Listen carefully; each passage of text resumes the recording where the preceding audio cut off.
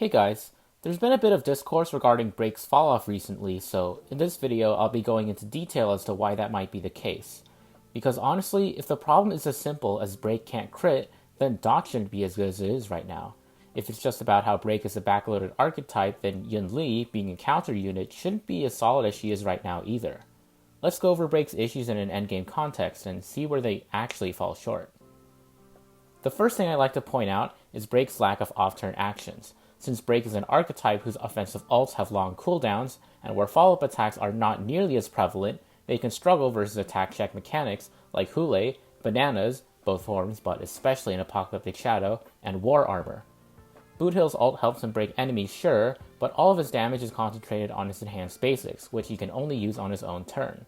Firefly's ult locks her from using it for almost the duration of a zero cycle, meaning that outside of the single use, which you're most likely popping on turn 1 anyways, she can only basic and skill.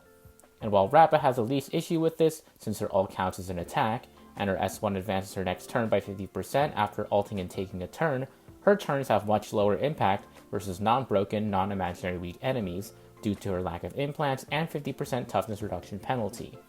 While an E0 S1 Rappa is usually capable of getting 5 to 6 turns per zero cycle on her best days, compared to Firefly's 4 and Boothill's 3, it doesn't matter as much if those turns have their effectiveness halved. In a related vein, this also means that Break DPS generally benefit less from having their ult refreshed compared to other archetypes in the game.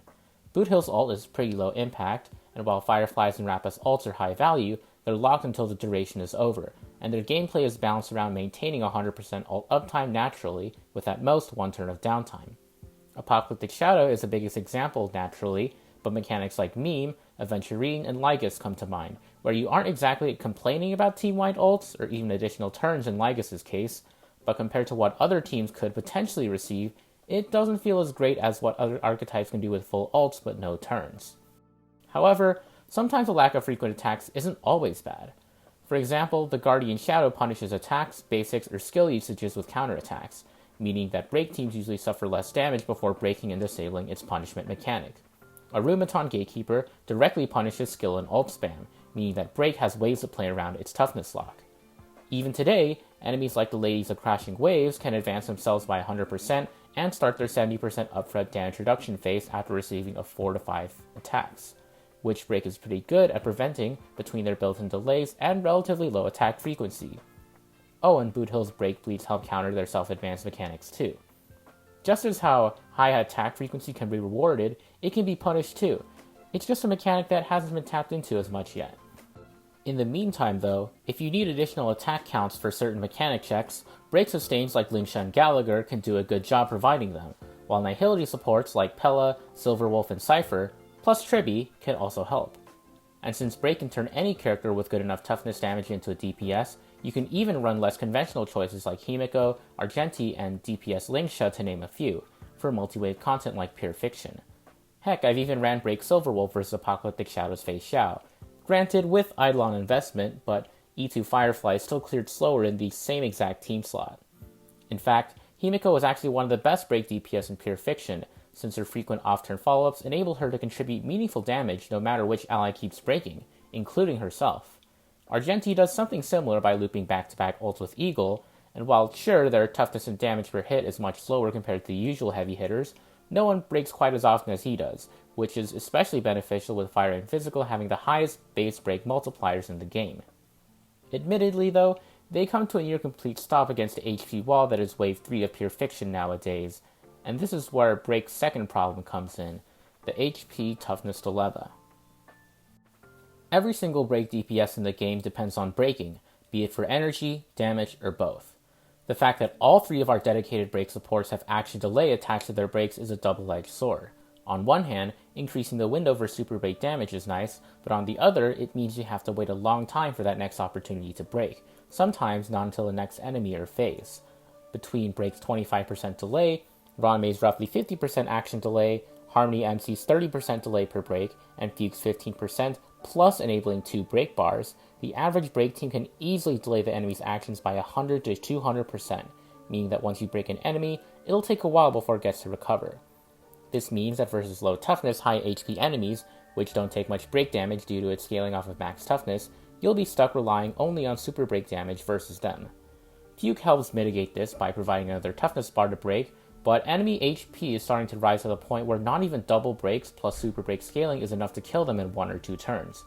Besides the aforementioned wave 3 pure fiction mobs, which are starting to reach 450 to 700k HP while maintaining their low toughness values, there are also cases like MOC's Pollux, who actually only locks his main head during phase 2.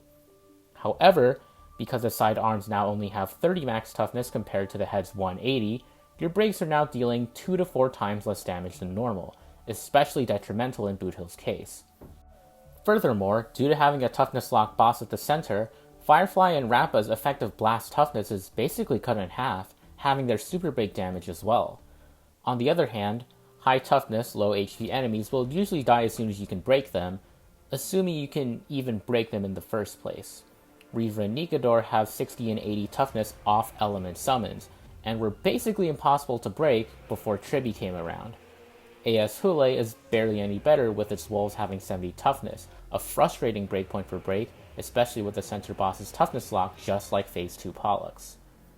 AS's Bananas actually has a manageably low shared HP pool for Rappa to take down, but as for the toughness values, forget it.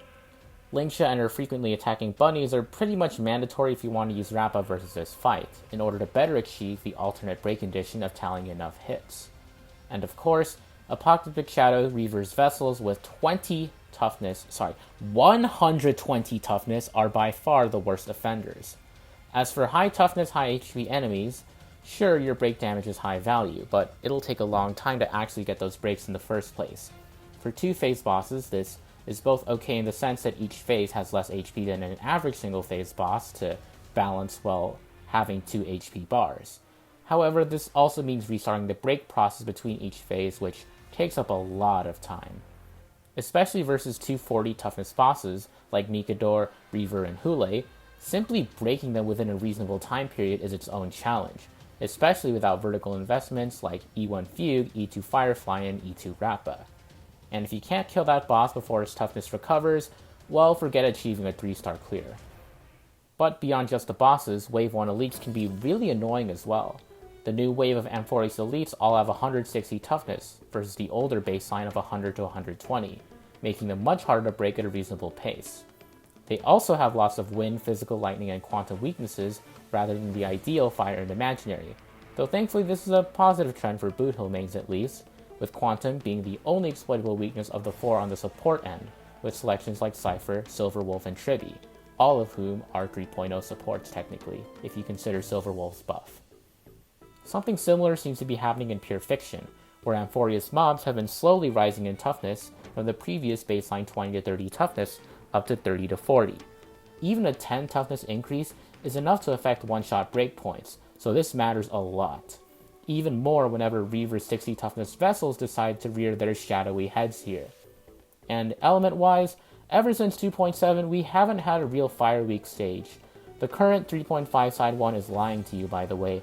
I don't know why you'd want to bring fire when these units are on the Fire Week side. Not to mention that Imaginary Week content has faded out these past 2 rotations, meaning that the toughness damage that our ideal Break Erudition should be dealing in the Erudition-based game mode is being cut in half. Unless your name is Argenti, in which case, pop off king, though to be fair he's better off as a crit DPS nowadays. And when your strategy relies on breaking toughness bars for energy, for DDD procs, kills, ultimates, and grit, basically for everything, especially when enemies respawn at such a fast rate, having that momentum is basically a death sentence for your team. Hopefully this trend doesn't persist, but the fact that it exists in the first place when top-tier crit eruditions don't really care as bad about off-element content goes to show how bad toughness increases and type mismatches affect Break. Here's a non-extensive graph I made outlining Break's overall matchups depending on toughness and HP, with a few examples for each category as previously discussed. While it might not seem that great in the context of being in version 3, don't forget that version 1 and 2 enemies can still rerun with their relatively lower toughness and HP compared to version 3. You can see this with older 1-phase bosses like Svarog, Kafka, and Japard, who still fold to break damage, certain sub-200 toughness bosses like Adventuring and True Sting, who are also vulnerable enough to getting double tapped on both phases.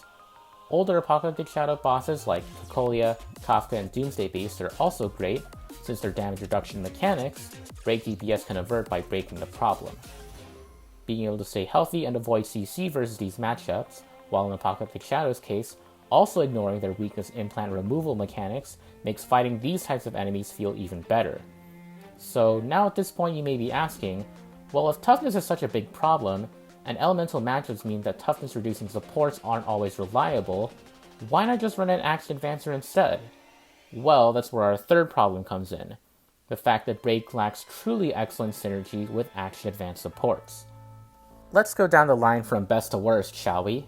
The first Action Advancer that many are quick to point to in Break teams, well, isn't even a character. It's of course, the infamous, once a version running, Dance Dance Dance. Besides now actually, wow, I can't believe it's back early. However, as great as DDD is, it's no turn doubler. 4 S5 DDD procs grants 96% action advance, or basically the equivalent of a single Robin ult.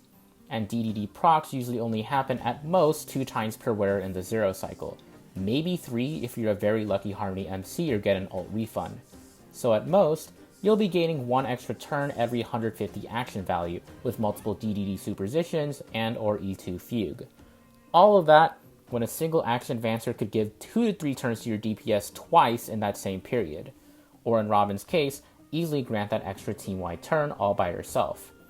Sure, DDD becomes borderline spammable in pure fiction, to the point that you can actually overflow on Action Advance, but doing so is contingent on securing a constant stream of breaks and kills, which, as discussed earlier, just isn't as viable anymore, especially versus that Wave 3 wall. From here, the next in line is Sunday, specifically his synergy with Boothill. Sunday provides Boothill with lots of SP, especially with his S1, and even some energy every once in a while to shorten his ult rotations.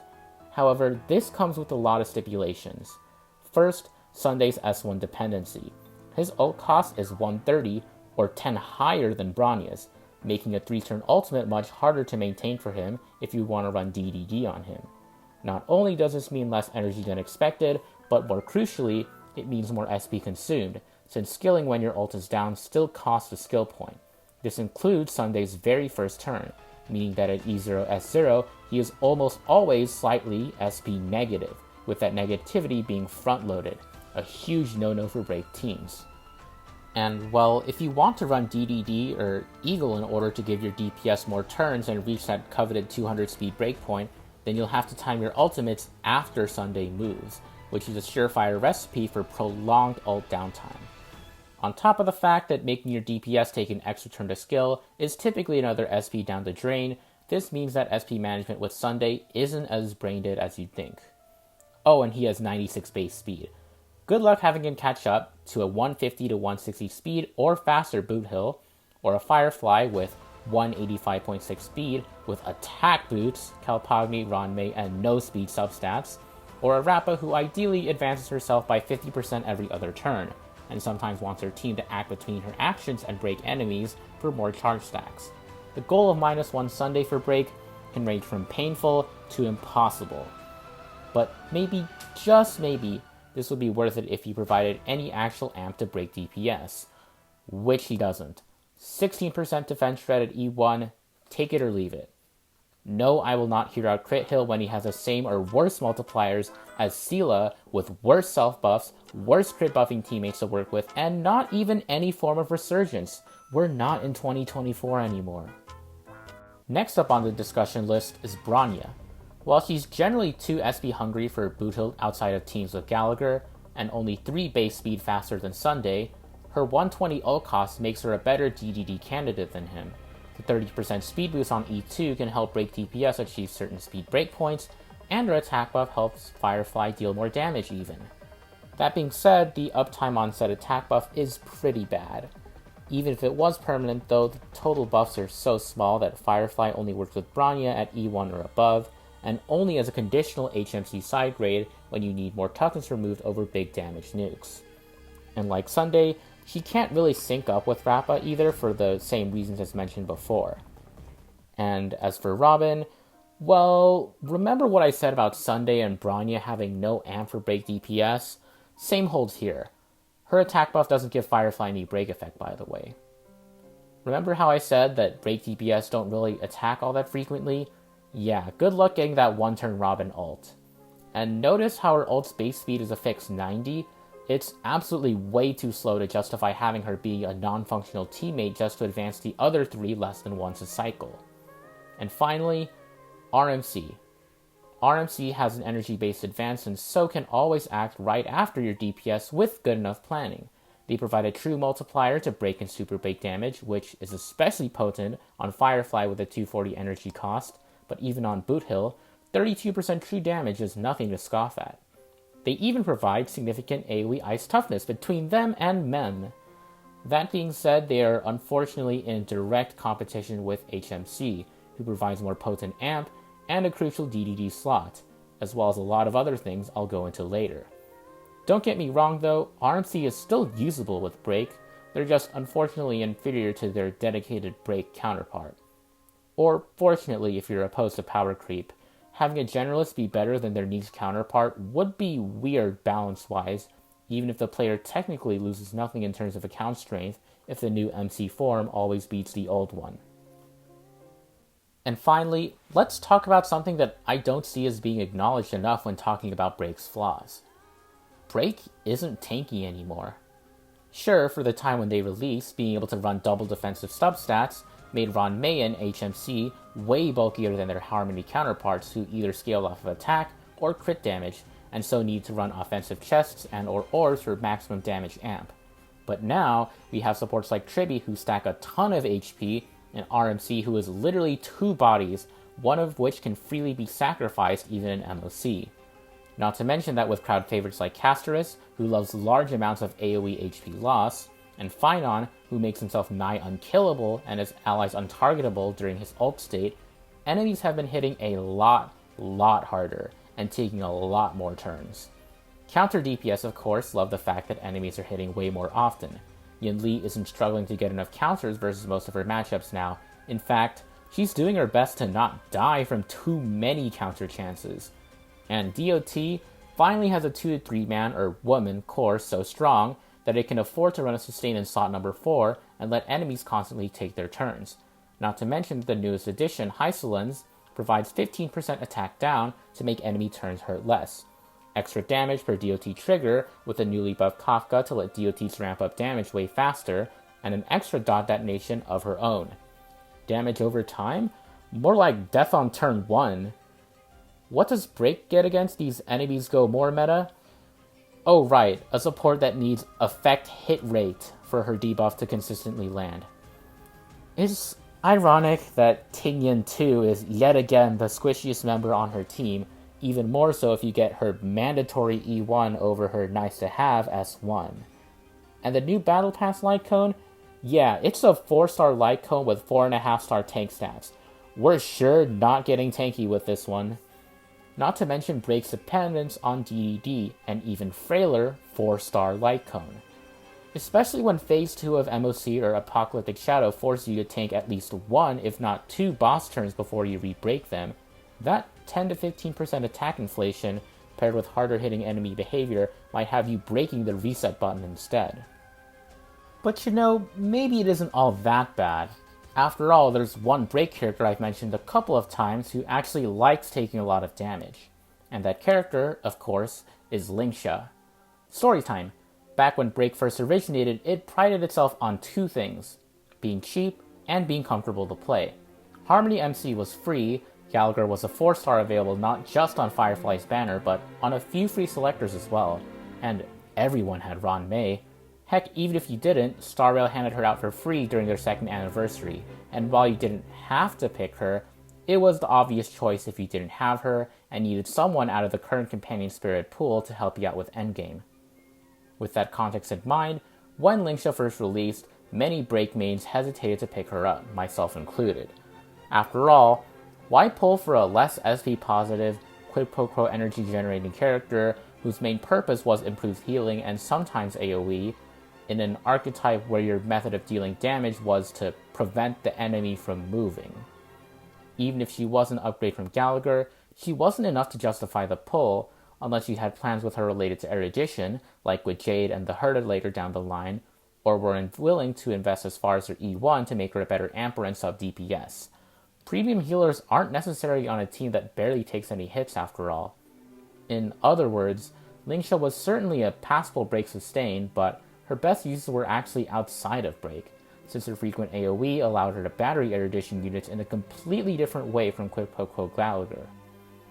Fugue, on the other hand, was absolutely an upgrade for break, allowing for nasty combos when paired with the Harmony MC-Mei DPS team setup.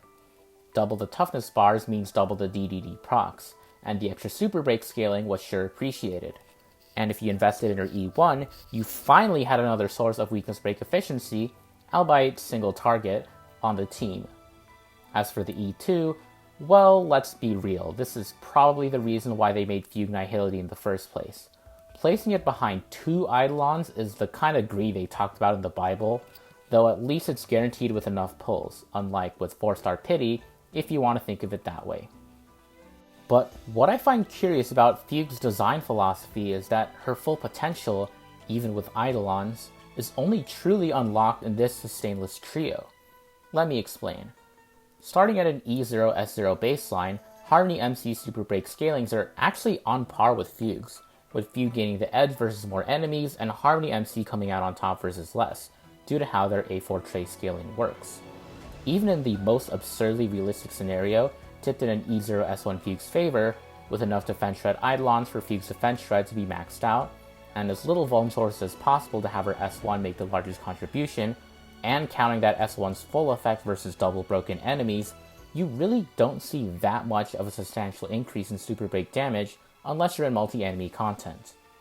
Granted, Fugue also does increase your break damage way more than HMC, making her a clear upgrade for Boot Hill, and of course, her E1's weakness break efficiency boost, also multiplying super break damage, makes her the clear winner in any scenario at E1 or above.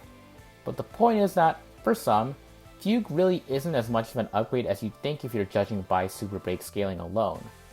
But the thing is, even though their super break scalings do have diminishing returns when added together, both of them still provide a substantial increase when paired together, ranging from about 1.8 to 2 times as much amp. For a perspective, that's about as much amp as an E0 S1 Silverwolf on Element or Cypher, both carrying Cypher's S1 in this case. Considering that those two were the strongest unconditional ampers in the game, that's a pretty good benchmark for damage synergy between an E0 S0 unit and a free one. Moving on to Fugue's E1 though, it's just straight up worse than Mei's weakness break efficiency enhancement at E0.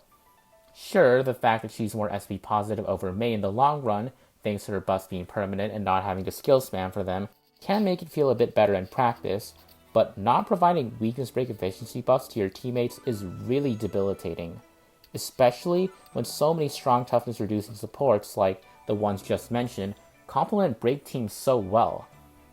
But enough about the comparisons, you should really pair both, because 100% weakness break efficiency is often the golden ticket to hitting those ever crucial toughness breakpoints. And as for action advances, sure, Fugue's E2 is really a weaker version of HMC's ult plus DDD strategy, at best being on par if you double break and kill a pure fixture mob with her ult for that 11 energy. But as I've already mentioned, Fugue doesn't just double her energy per break gain with Exo Toughness, she does it with HMC too. And I hope I shouldn't have to convince you why stacking action advances is really good. The pairings I've mentioned should hopefully be enough to convince you that Fugue-Mei Harmony MC is by far the strongest break and super break trio, and that swapping out either of the three, especially a sustain like Lingsha, really sets the team back in terms of performance, a huge problem when today's meta is increasingly hostile to sustainless teams. However, there's one last aspect I'd like to go over to really bring things home, because up to this point, I've discussed synergies between Fugue and Mei and Fugue and HMC, but not one with all three of them together. That three-way synergy is action delay, and it matters quite a bit more than you'd think. After crunching some numbers yesterday night, I sent out a quiz with the following question. In a Mei Fugue HMC team, removing which support results in the most action delay? Here's a slightly modified version of the question with more realistic numbers. I literally only changed 4 break effect to account for rounding though. The general takeaway being that removing Fugue unquestionably results in the team losing the most action delay. It's not actually Ron-Mei, despite this answer seemingly being the most intuitive one.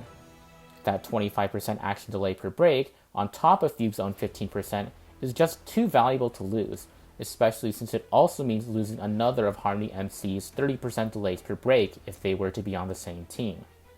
A couple of other things to note though. 1. Fugue and HMC and Fugue plus Ron-Mei teams generally delay the same total amount per double break. The edge only ever so slightly goes to Harmony MC teams and can swing back in Mei's favor if she builds enough break effect. And 2. Losing any of these 3 teammates results in the most action delay loss by far. A 70% action delay loss at minimum for dropping either of the weaker non-Fugue members is a massive deal, and will likely cost you 1 turn of super break. While there is some merit to letting enemies recover their breaks faster so that you can break them again, in general, a full super break attack with E0 Mei and Fugue hits about as hard as a single break versus elites.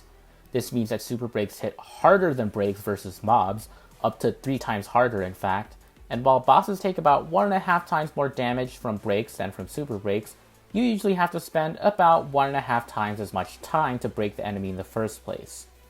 And since we're getting to the point where double breaks aren't enough to one-shot, even in Boot Hill's case since his talent breaks toughness caps at 160 toughness for some reason, it's definitely worth looking into some super break investment no matter what the DPS.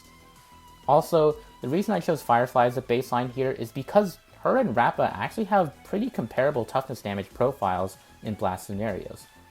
Boot Hill actually deals more toughness, so paradoxically his super breaks would be even stronger than his breaks, especially considering that you can deal super break and trigger his talent on the same attack.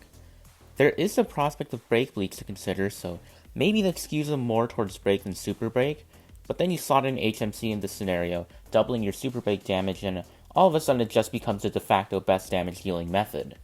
Because super break damage absolutely carries most break DPS, for any attacks past the immediate short term, this means that the Sustainless trio, who is beyond compare when it comes to dishing out the most super break, is the best by a landslide for any team. And as a result, the archetype that used to be balanced around a sustain is now forced to run Sustainless for best performance, which means vertical or suffer. That's why break not being tanky is such a problem. If you have enough vertical investment to run Sustainless, sure, you won't mind as much, but swapping in a sustain without vertical, or trying to run Sustainless without vertical will either have you comfortably failing or uncomfortably dying. Or, you could just run DPS Lingsha. Her matchup against a Stingray's this MOC is actually insane. In review, Break's got quite a few flaws unique to itself by now. It's very dependent on its own turns, but doesn't synergize well with turn doublers. It used to pride itself on disabling threatening enemy actions, but it can't take more than 2 hard AoE hits from today's sluggers. And right now that is really killing it, since outside of exceptional situations, running sustained break ruins the Ron-Mei Fugue-HMC core that defines it at its strongest. Sure, for zero cycling, the Harmony MC slot is a bit more flexible, and you can actually use those suboptimal action advancers or alternate element dependent break supports, depending on if the environment suits them. But those are the exceptions to the general 3-way synergy norm. Honestly, I have no problems with calling Break the weakest archetype in the game as of this current moment. Maybe when enemies start hitting less frequently, that title can return to counter, though this basically just affects Yun Li at this point and maybe Mighty, the latter who especially does Sustainless better than Break with perma-taunt, near infinite lives, and a slightly less rigid support roster. At the very least though, Break does benefit immensely from vertical investment. It doesn't steal any contentious supports besides MC, though even then they're the most replaceable of the Break trio as mentioned before. DOT still wins over them in this department though, as its 3-woman core means you're still allowed to run a sustain, and it has absolutely no MC dependence whatsoever, something truly unique to its archetype. Granted, if you have Break, you're still most likely going to use it. Heck, I found myself relying on it just because I hopped on that train already, and I'm saving my DOT Jades for potential supports down the line. Honestly, I just hope it's good enough to clear Anomaly Arbitration with the proper investment. I do think we're due for a new break support down the line, because what the heck is this?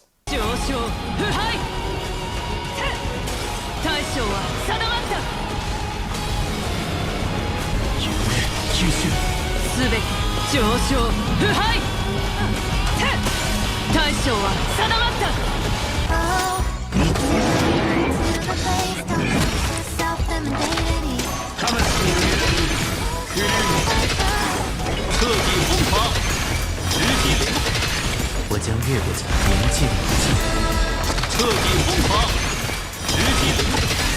看この神業で万物を再構築しましょう。代価を払って我に力を。私は忍者から一回にとします。クリューンミー舞台の幕はこの神業で万物を再構築しましょう。